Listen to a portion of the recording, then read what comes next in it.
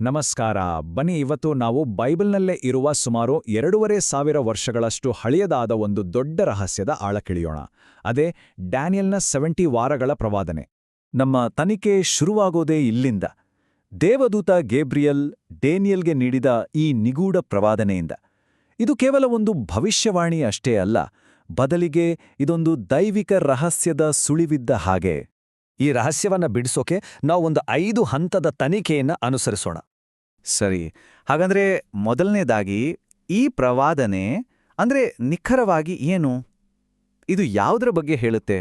ಇದು ಸುಮ್ಮನೆ ಹೇಳಿದ ಒಂದು ಸಂಖ್ಯೆಯಲ್ಲ, ಬದಲಾಗಿ ದೇವರ ಅಂತಿಮ ಯೋಜನೆ ಪೂರ್ತಿ ಆಗೋಕೆ ಇನ್ನೆಷ್ಟು ಸಮಯ ಇದೆ ಅಂತ ತಿಳಿಸೋ ಒಂದು ದೈವಿಕ ಟೈಮ್ಲೈನ್ ಇದು.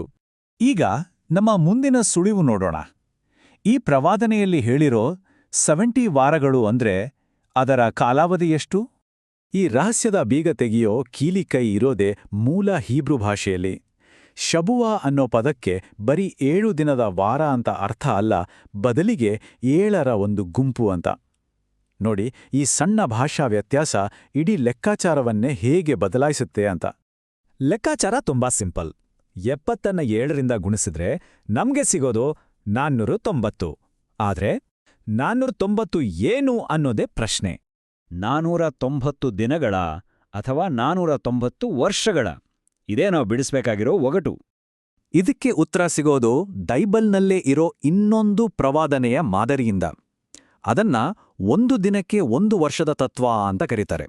ಅಂದ್ರೆ ದೇವ್ರು 1 ದಿನದ ಅಪರಾಧವನ್ನ 1 ವರ್ಷದ ಪರಿಣಾಮವಾಗಿ ಪರಿವರ್ತಿಸಿರೋ ಉದಾಹರಣೆಗಳು ಸಿಗ್ತವೆ. ಹಾಗಾಗಿ ಈ ತತ್ವದ ಪ್ರಕಾರ ನಾವು ನೋಡಿದ್ರೆ ಈ 70 ವಾರಗಳು ಅನ್ನೋದು 490 ದಿನಗಳಲ್ಲ, ಬದಲಾಗಿ ಬರೋಬ್ಬರಿ 490 ವರ್ಷಗಳ ಒಂದು ದೊಡ್ಡ ಕಾಲಾವಧಿ. ಸರಿ, ಈಗ ನಮ್ಗೆ ಸಮಯ ಎಷ್ಟು ಅಂತ ಗೊತ್ತಾಯ್ತು. ಆದ್ರೆ ಈ ಪ್ರವಾದನೆ ಯಾರಿಗೆ ಸಂಬಂಧಿಸಿದ್ದು? ಇಲ್ಲಿ ನಿನ್ನ ಜನರು ಅಂದ್ರೆ ಕೇವಲ ಒಂದು ಜನಾಂಗಕ್ಕೆ ಸೀಮಿತವಾಗಿಲ್ಲ, ಬದಲಾಗಿ ಇದು ವಂಶಾವಳಿಗಿಂತ ಹೆಚ್ಚಾಗಿ ದೇವರಲ್ಲಿ ನಂಬಿಕೆ ಇಟ್ಟಿರೋ ಆಧ್ಯಾತ್ಮಿಕ ಜನರನ್ನು ಸೂಚಿಸುತ್ತೆ. ಅಂದ್ರೆ ಈ ಪ್ರವಾಚನೆಯಲ್ಲಿರೋ ವಾಗ್ದಾನಗಳೆಲ್ಲ ಜಗತ್ತಿನಾದ್ಯಂತ ಇರೋ ನಂಬಿಕೆಯುಳ್ಳವರ ಸಮುದಾಯಕ್ಕೆ ಸೇರಿದ್ದು. ಇದನ್ನೇ ವಧೂ ಸಭೆ ಅಂತ ಕರೆಯಲಾಗಿದೆ. ಈಗ ನಾವು ಇತಿಹಾಸದ ಪುಟಗಳನ್ನ ತಿರುವಿ ಹಾಕೋಣ. ಈ 490 ವರ್ಷಗಳ ಕೌಂಟ್ಡೌನ್ ಶುರುವಾಗಿದ್ದು ಯಾವಾಗ? ಆ ಮೊದಲ ಘಟನೆ ಯಾವುದು? ಪ್ರವಾದನೆ ಶುರುವಾಗೋದು ಜೆರುಸಲೇಮನ್ನು ಮತ್ತೆ ಕಟ್ಟಲು ಆಜ್ಞೆ ಬಂದಾಗ ಅಂತ ಹೇಳುತ್ತೆ. ಇತಿಹಾಸದಲ್ಲಿ ನೋಡಿದ್ರೆ 4 ಬೇರೆ ಬೇರೆ ಪರ್ಷಿಯನ್ ರಾಜರು ಈ ಥರದ ಆಜ್ಞೆಗಳನ್ನು ಹೊರಡಿಸಿದ್ದಾರೆ. ನೋಡಿ, ಇಲ್ಲಿ 4 ಬೇರೆ ಬೇರೆ ಸಾಧ್ಯತೆಗಳಿವೆ.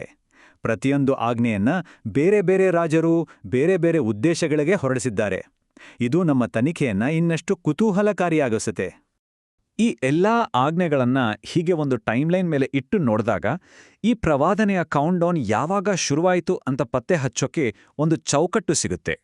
ಸರಿ, ನಾವು ಸಮಯವನ್ನ ಡಿಕೋಡ್ ಮಾಡಿದ್ವಿ, ಅದು ಯಾರಿಗೆ ಅಂತಾನೂ ನೋಡಿದ್ವಿ. ಈಗ ಕೊನೆಯ ಮತ್ತು ಅತಿ ಮುಖ್ಯವಾದ ಪ್ರಶ್ನೆ, ಈ ಪ್ರವಾದನೆಯ ಅಂತಿಮ ಗುರಿ ಏನು? ಡೇನಿಯಲ್ 9.20ರ ಪ್ರಕಾರ ಈ 490 ವರ್ಷಗಳು ಮುಗಿದಾಗ ಜಗತ್ತಿನ ಇತಿಹಾಸದ ದಿಕ್ಕನ್ನೇ ಬದಲಿಸುವ 6 ಘಟನೆಗಳು ನಡೆಯುತ್ತವೆ. ದ್ರೋಹ ಮತ್ತು ಪಾಪದ ಸಂಪೂರ್ಣ ನಿರ್ಮೂಲನೆಯಿಂದ ಹಿಡಿದು ಶಾಶ್ವತವಾದ ನೀತಿಯನ್ನು ಸ್ಥಾಪಿಸುವವರೆಗೆ. ಇದರಲ್ಲಿ ಅತಿ ಮುಖ್ಯವಾದ ಅಂಶ ಅಂದ್ರೆ ಈ ಪ್ರವಾದನೆಯು ಎಲ್ಲ ಪಾಪಗಳಿಗೆ ಒಂದು ಅಂತಿಮ ಪರಿಪೂರ್ಣ ಪ್ರಾಯಶ್ಚಿತ್ತದಲ್ಲಿ ಕೊನೆಗೊಳ್ಳುತ್ತೆ. ಇದರ ಅಂತಿಮ ಪರಿಣಾಮವೆಂದರೆ ನೀತಿ ಮತ್ತು ಶಾಂತಿಯ ಒಂದು ಹೊಸ ರಾಜ್ಯದ ಸ್ಥಾಪನೆ. ಹಾಗಾದ್ರೆ ಈ ಪ್ರಾಚೀನ ಪ್ರವಾದನೆ ಕೇವಲ ಇತಿಹಾಸದ ಅಂತ್ಯವನ್ನ ತೋರಿಸೋ ಒಂದು ರೋಡ್ ಮ್ಯಾಪ್ ಅಷ್ಟೇನಾ, ಅಥವಾ ನಮ್ಮ ಇವತ್ತಿನ ಜಗತ್ತಿಗೆ ಇದಕ್ಕಿಂತ ಆಳವಾದ ಏನೇನಾದರೂ ಹೇಳೋಕ್ ಪ್ರಯತ್ನಿಸ್ತಿದೆಯಾ?